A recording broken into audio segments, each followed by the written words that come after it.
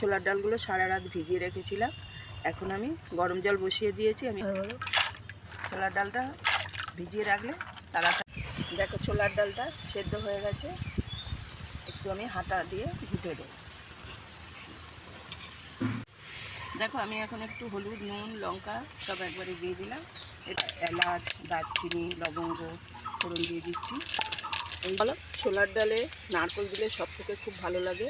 ওই জন্য ছোলার ডালে আমি ঢেলে দিই।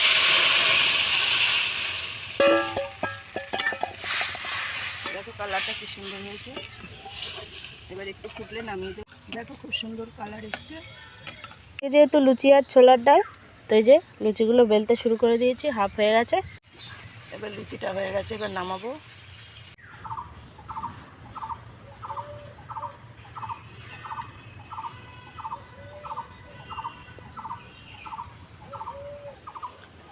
কেমন হয়েছে? ভালো হয়েছে।